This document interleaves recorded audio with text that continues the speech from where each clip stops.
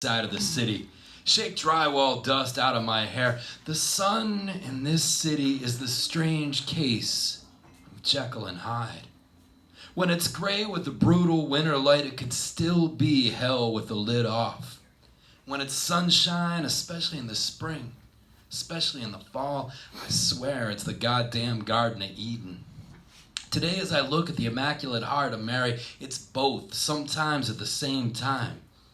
Pellegrino used to live down the street, late 70s. He's got his stories out, and I can't keep them straight. So let's just say it was winter 1979 when he climbed that Douglas fir on the hillside drunk and cut 12 feet off that tree so his wife could have the Christmas she wanted. He tells me about Chessie, a Polish drunk a few hairs over 5 feet who stuttered and played the accordion. He fired howitzers during the Great War, and his brain never recovered. His sister was in an institution, and after his parents died, he couldn't afford it, so he moved her in with him, lived off her Social Security checks. She died near the end of the month, and he didn't call the cops. He didn't call the coroner. He waited days till her next check came, bought a shit ton of beer, drank himself silly, and then called the coroner, who couldn't tell when she died. Her skin was wax, her ears were black. They covered her in a sheet and took her away. All the while, Chessie rambled that he swore he fed her breakfast that morning. Chessie claimed he married Spanish Anne, who no one ever saw. But when he mentioned her, he'd wheeze in a nasal voice, "Blue Spanish eyes, tears falling from your blue Spanish eyes." It was nothing like Humperdinck. Alcohol got the better of Chessie. He lost the house to taxes and loans. No more Iron City pounders. He died alone in one of those goddamn government rest homes.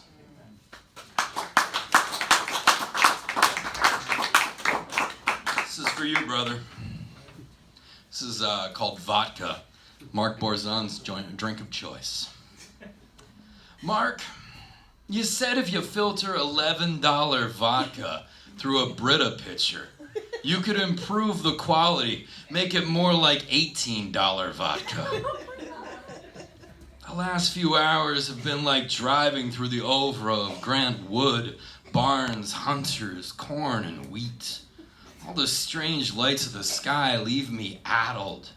And when the rain comes, it falls non-stop, constant. I catalog over 100 types of precipitation. I swear conditions change every quarter mile. I think about distillation while I punch the cruise control. I wonder about $11 vodka, how the quality would improve, what it would be if you poured it through a double rainbow.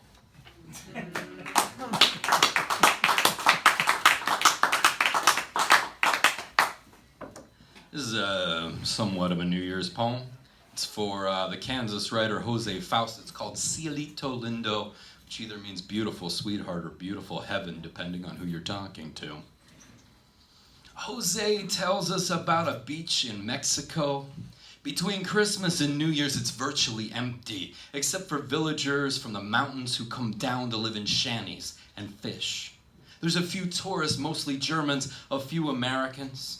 And there are bonfires as shacks burn on New Year's, and the Germans sing O Tannenbaum as a chorus, and the Mexicans sing Cielito Lindo as a chorus, and the Americans, they shuffle and look at their feet with no celebration or song in their hearts. The beach is known for sea turtles who come and lay their eggs, and you can sit and watch them head back to the sea. When they hatch, you watch their young head for the sea. Thousands of tiny turtles slowly crawling for the sea.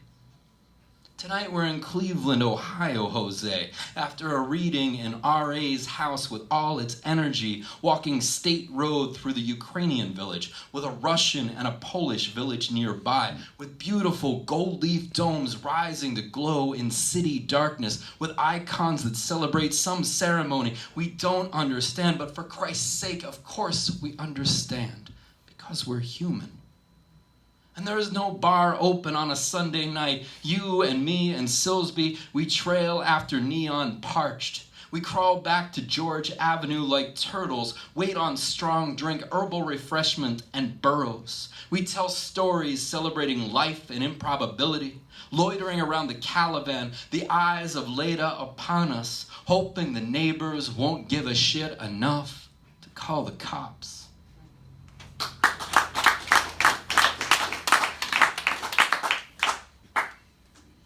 This is an Erie poem, and it's for both the Borzon brothers. I promised this last time I didn't have it with me. This is called There's a Hole in My Heart Where the Rust Belt Was Born. Seagulls kite the backdrop of a white-blue sky, then fall around the Methodist Tower, cross above the Boston store, the Palace, the Renaissance, then circle around the Warner to the YMCA, and then off and out of sight around me on the 7th floor of the Avalon. I walk State Saturday night. Streets are empty across vacant lots. I count the steeples of 3 churches backlit, fading. There's a wedding in the brewery at the old train station, and there's another at the hotel that I just left. They have a beer on tap here named for a woman who died tragically. They say she still haunts the back stairwell, another memory held desperate not to be forgotten. Then again, maybe it's all memories. I drive down 12th with its vacant warehouses. Dowling's Tavern looks to collapse. There's a mural that depicts the industry that this city was known for, and that industry is dead. There's a hole in my childhood where the Rust Belt was born. My first memories coming as the steel industry pulled out of Pittsburgh. So many broke back, hunky, shell-shocked, not comprehending the dream was over. The white dresses soot black by 2 in the afternoon, gone. The smog cleared, and no better America was found. People left, people killed themselves, people went back to work. Maybe that's how it always was. Maybe the desperation was only setting in. As I travel around the country, it's what I look for. My memories of childhood come to life. Nostalgia, to be sure. I find it in cities everywhere. Cities like Erie, Cleveland, Rochester, Detroit, Buffalo, Youngstown, Birmingham, Milwaukee, and more. I'm looking backwards in the ruin. They call it Rust Belt pornography. They call it ruin porn. But the only thing dirty about it is we let it happen. We let the rich slowly rob us, take away our livelihood, allow us no option but struggle. The narrative for our generations are the same. We're lazy because we're poor. We're lazy and that's why we're poor. Sorry. I don't know about that. The people I know hustle to make ends meet. The people I know make art to make some kind of soul out of their America. The myth of the dream was just that. It was a myth. Like the myth that there's always a job if you work hard and behave.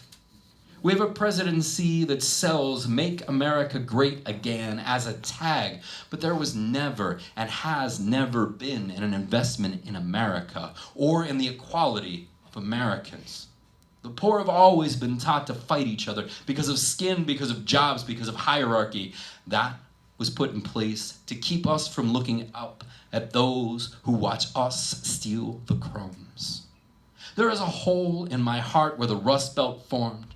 Tonight, State Street sleeps uneasy and desperate. The seagulls are laughing, and we share memories of America that was never made for us.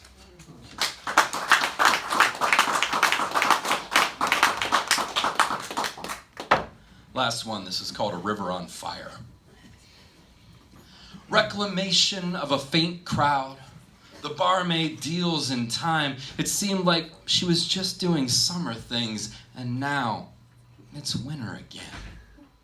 I agree, April was a second ago, and I was standing in a parking lot watching snowflakes disappear into the waves, Lake of the Ozarks. Today I'm on a loop circling 4 counties. I spent 20 minutes staring at a painting of a dead boy, shipwrecked stood over by 2 men, a stringer of fish over one of their shoulders. I don't know how to explain this, so I tell her I'm driving. I'm from Pittsburgh, and she makes it sound as if it were a century away. If I remembered the future, I'd say instead, I'm looking for Guan Yin. There's a song from 1989 in my head, and I remember that was the year my mother remarried. I remember an acre of the yard completely covered in a huge flock of crows. I remember my brother and I watching Young Guns every day of August. Now hold the last lights. I caught a glimpse of Joe Macarack. He bends steel in front of a wall of memory, lost in the soot and dark smoke, the muted colors of this city's past. There are dreams we forgot, but then we forget so much. More each time we wade into a river on fire, a river of time. Thanks.